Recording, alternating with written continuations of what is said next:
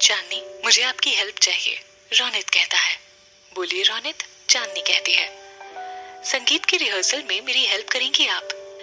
मैं समीर और पिंकी भाभी के लिए कुछ स्पेशल करना चाहता हूँ और मुझे आपकी मदद चाहिए, रोनित कहता है।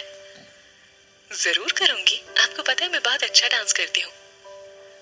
डांस तो मेरे खून में बहता है, चांदनी हंसते हुए कहती है। वैसे मैं भी बुरा डांस नहीं करता, रोनित कहता है। फिर तो बहुत मजा आने वाला है।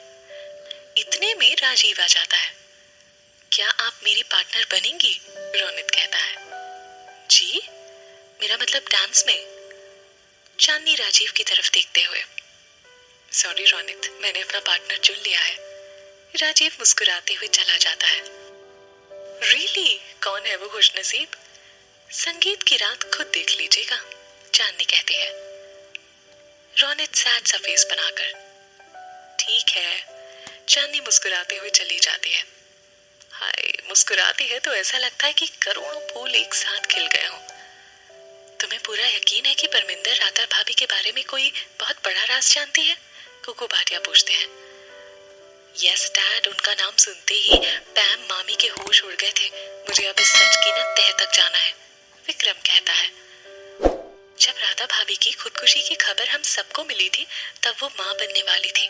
अगर राधा भाभी जिंदा हुई तो ये भी हो सकता है कि बलराज भाई साहब की कोई औलाद भी हो, कुकू भाटिया कहते हैं। हो सकता है, परमिंदर पर नजर रखनी होगी हमें, कुकू भाटिया कहते हैं। आप ठीक कह रहे हैं डैड। सुबह के 4 बजे हैं। सब लोग जगराते में मग्न हैं। भजन मंडली भजन गा रही है। करीब 5 बजे जगराते की आरती होती है। सब लोग आरती करते हैं। भजन मंडली वाले चले जाते हैं। सावित्री जी, आप हमें भी इजाजत दीजिए, शारदा कहती हैं। बहुत अच्छा लगा कि आप लोग यहाँ आए, आपका बहुत बहुत आभार, सावित्री कहती है। आभारी तो हम हैं जो आपने हमें यहाँ बुलाया, शारदा कहती है। पिंकी, अब शायद हम सीधे संगीत में ही मिलेंगे, समीर कहता है। शायद। समीर पिंकी को देख रहा है। जाइए, सब बाहर आपका वेट कर रहे होंगे। सच में चला जाऊं? समीर पूछता है। जाएंगे नहीं तो जल्दी बारात लेकर कैसे आएंगे? पिंकी पूछती है। समीर मुस्कुराते हुए। चलता हूँ, अपना ख्याल रखना, बाय बाय। चांदनी, सबके लिए जगराते का प्रसाद लेकर आ, मनोरमा कहती है। जी अभी लाई। चांदनी मंदिर में रखी मिठाई के डिब्बे उठाती है। ये लीजिए शारदा जी, प्रसाद, सावित्री कहती है। शुक्रिया।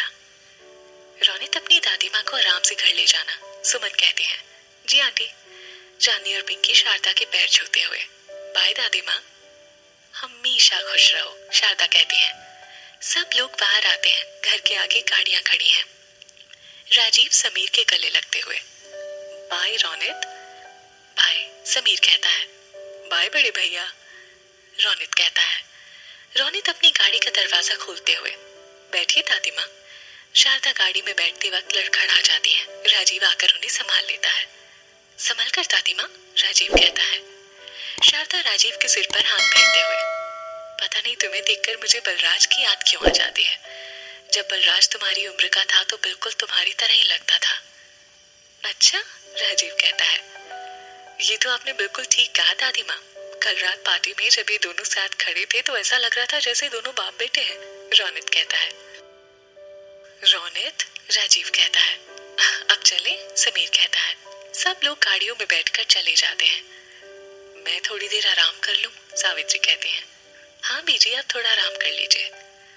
मनोरमा, मैं भी घर जाती हूँ, आरती का समय हो गया है। चल चांदनी, सुमन कहती है। जी मामी, बाय पिंकी। सब लोग अपने अपने घर जाते हैं। चांदनी अपने रूम में आती है और बेड पर लेट जाती है। लेटे लेटे उसकी आंख लग जाती है। राजीव ऑफिस के लिए रेडी हो रहा है। अचानक उसकी नजर टेबल पर रखी चांदनी की पायल पर पड़ती है। वो उसे उठाकर देखने लगता है। इतने में विशाल आ जाता है। तू ऑफिस जा रहा है? विशाल पूछता है। हाँ, क्यों पूछ रहा है? ऐसे ही, शादी में बस कुछ ही दिन रह गए हैं और शादी की बहुत सी तैयारियां करनी है, विशाल कहता है। हाँ तो मैं हूँ तेरे साथ, कोई काम हो तो मुझे कॉल कर देना, मुझे देर हो रही है, राजीव कहता है। अच्छा ठीक है। 9 बजते ही चांदनी के रूम का अलार्म बजने लगता है। पता नहीं ये अलार्म किसने बनाया है, सोने भी नहीं देता। चांदनी उठकर बैठ जाती है। आज मुझे मामी ने क्यों नहीं जगाया? उठ गई मेरी परी, सुमन पूछती है। आपने मुझे जगाया नहीं, चांदनी पूछती है। रात भर जागने के बाद थोड़ी देर पहले ही तो सोई थी। सुन, आज ऑफिस जाना जरूरी है क्या? सुमन पूछती है। हाँ मामी, आप क्यों पूछ रहे हो? चांदनी कहती है। तेरे मामा जी चाहते हैं कि आज हम शिरडी चलें, कल वापस आ जाएंगे। मैं नहीं जा सकती मामी, पिंकी की शादी के लिए मैंने लीव ली है और उसके पहले मुझे अपना सारा काम खत्म करना होगा, इसलिए आप और मामा जी जाकर आओ, हम फिर कभी साथ में चलेंगे। तेरे बिना हम कैसे जाएंगे बेटा, तेरे मामा जी को बता देती हूँ कि हम फिर कभी चलेंगे, सुमन कहती है। जी नहीं, आप दोनों आज ही जाओगे। इतने में सिन्हा आ जाते हैं। तेरे बिना हम कहीं नहीं जाएंगे, सिन्हा कहते हैं।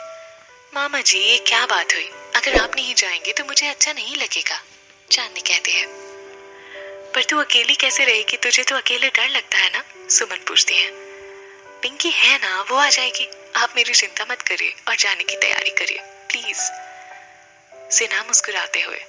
ठीक है, ये हुई ना बात, मैं जल्दी से रेडी होकर आती हूँ और आपके लिए चाय बनाती हूँ।